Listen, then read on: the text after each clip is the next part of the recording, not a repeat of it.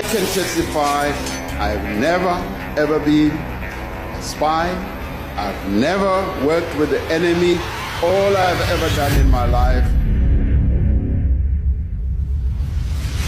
In about 1974, we went into detention, and you with us in detention. When it was difficult, you wrote to the special branch that we put communist ideas in your head. The special branch rewarded you as they always reward their victims, and they sent you home. And we headed to Robben Island. That was the time the choices were made. I made my choice to go down with our people. You made your choice to go with them. We were detained in the same trial event in 1974. Now, my arrest was quite dramatic.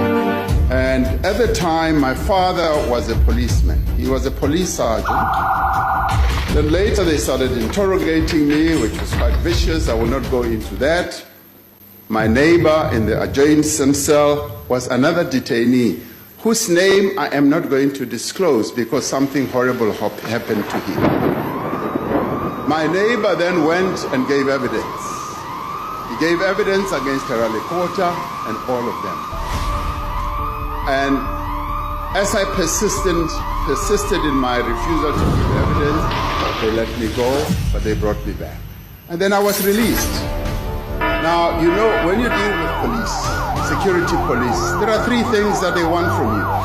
It's either you cooperate with them, you give evidence against your comrades, or you become an askari and go and kill your comrades, or you become a paid. I reminded him that, you know, when we were invited by Steve Biko to go and fight for freedom, to make sure that our people have a better future, you were at university with me. We went together to join this thing.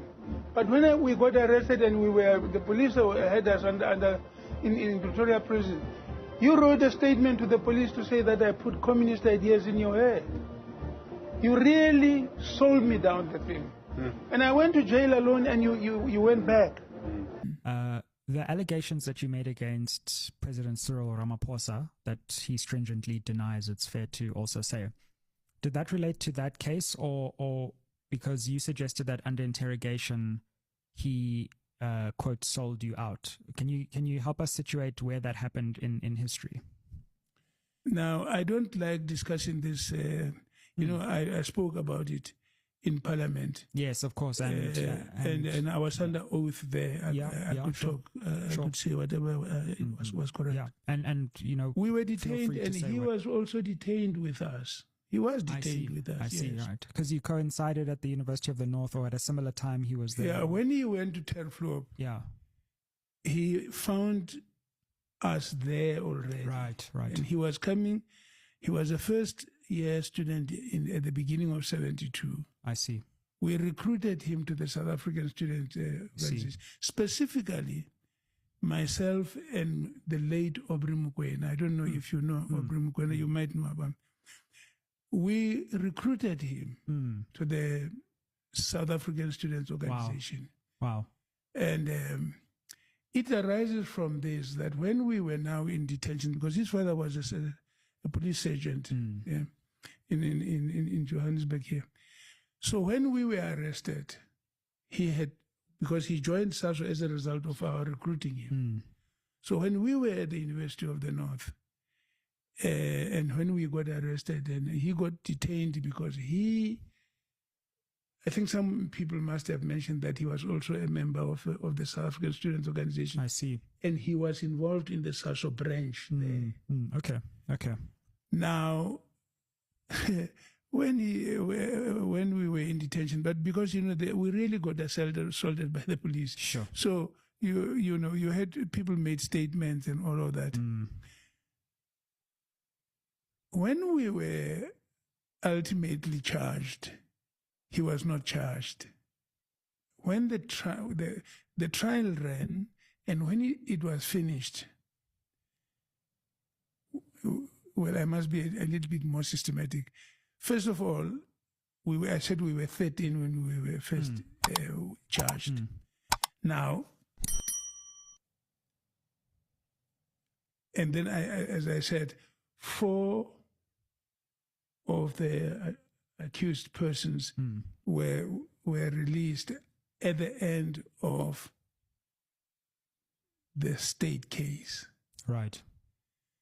Now, I'm not sure whether he was released after when the state case closed or what, but when that happened, and it was now decided the 9 of us are the people that really.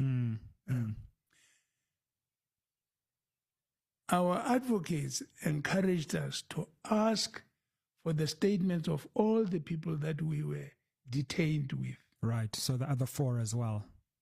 No, the other 4 had already been defending themselves. I see. Because the state case is when the state says it's evidence against the accused. Sure. But at the end of that, there was no sufficient evidence for these 4. That's why they were released. Right. Now... Sorry, so just to clarify, was President Ramaphosa one of the remaining 9? No, he was not detained. He was not charged with us. He was simply one of the detainees. He remained with the detainees. I see. And when the state case ended, all the detainees then were released. I see. The advocates then said to us, well, you are now entitled to ask for the statements of all the guys with whom you were detained. Okay, yeah. Because it may well be that they may have said things in their statements that implicated you. Which will help you. No. Oh, right. Which will help you to defend your case. Sure. And so that's how it went. I remember very well that the Attorney General of the Transvaal at the time was a certain Mr. John Rees. We then asked for the statements of all these people that had been detained with us, amongst which, naturally, we also got Mr. Ramaphosa's statement, what he had made to the police. Now, so we had to read through them and so on. It is in that statement that I read that he told the police that he was a very good boy, Christian boy, and that I had put communist ideas in his head. And because the advocates kept asking me before this, but why are you accused number 3? There must be something you have done which led to this thing. But I couldn't explain really how I can. So now, when we saw his statement, because we're reading this statement, all of us, so I saw, he says that now I put communist ideas in his head. That's what he wrote to the special branch. Now, so it explained, therefore, why I became, well, not only charged, but I became accused number 3 in the trial. Right.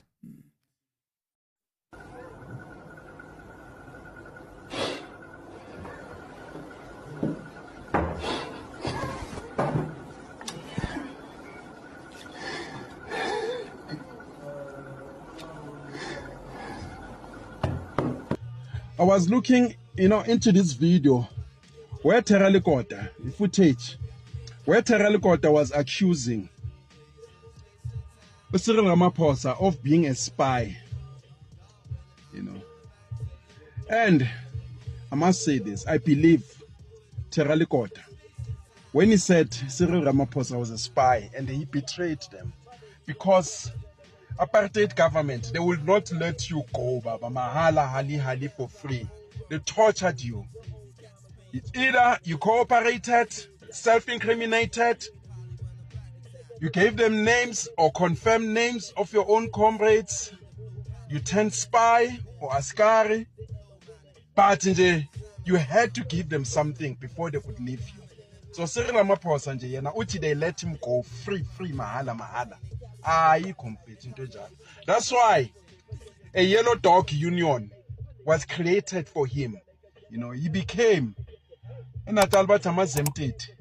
those people who were exempted. There were people back in the days who lived in white areas long before Group Areas Act was abolished. People who were exempted from apartheid laws, who were sponsored by Abo Penhema, Abo Maponya, Abo Cyril, some soccer bosses who never lived in Soweto. You know, Abo ma 70s. I believe with Teral God, even the great Robert Sobukwe, I admire him. He self-incriminated, if you were to call it that way. He said, yes, I'm here. I wanted total destruction of a colonial rule. That's why Robert Sobukwe is the only political prisoner at the time in Robben Island. You know, Nababanye ama human rights activists.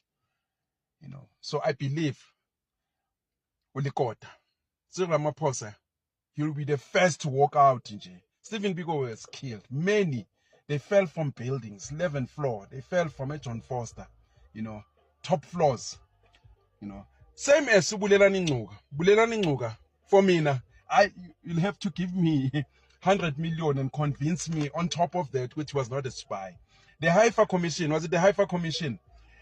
You know, George Bezos came defending the National Intelligence Agency at the time. He said they won't release information just to prove whether Bulelani Ngcuka was a spy or not, because they'll compromise so many comrades. Many of them have since died, and their families, you know, they hold them in high esteem. I suspect you're talking about Joe Modise and many more. 90% of ANC comrades, they were spies.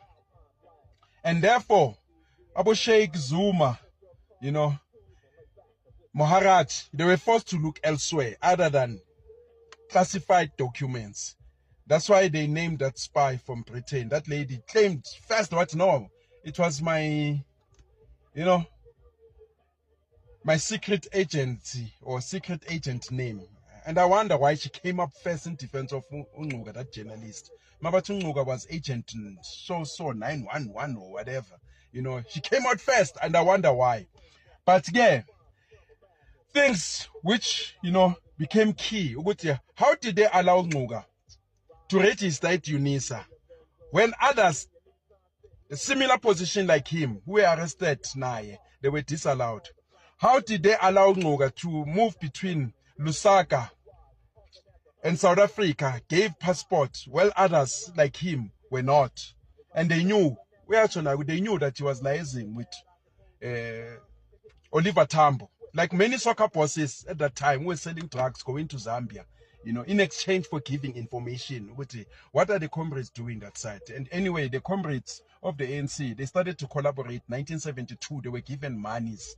Maybe before that, by Abo Penhema, the Pretoria regime was funding them in exile, while they were saying, you know, we are not collaborating. You know, Bona, they were collaborating. Even Mandela in jail was collaborating. And came an issue with where did Ngcuka, or where was he kept? Where was he detained?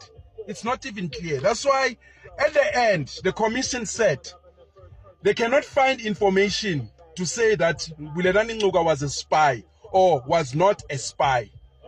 Maybe it's in court. Absolution from instance. Something like that. They said Bulelani Ngcuka was probably not a spy, which means that there is a probability that he was a spy. The court said he was probably not a spy. They did not say he was not a spy. So people saying, you know, they cleared him. They did not clear him. The court could not find conclusive evidence which he was a spy or not a spy, because the National Intelligence refused to release certain documents. And some documents of many comrades, they were banned on the eve of CODESA. They were banned, you know. That's why these comrades, they collaborated in about Geneva Conventions. That's why, you know, they scrapped, you know, their plan. ANC Pela was pro-nationalization, was more socialist. That's why when they came in, they had to change, because they got them by their balls. They got them by the balls. These guys. So they were spies. So I believe Terralikota. Tingahambi.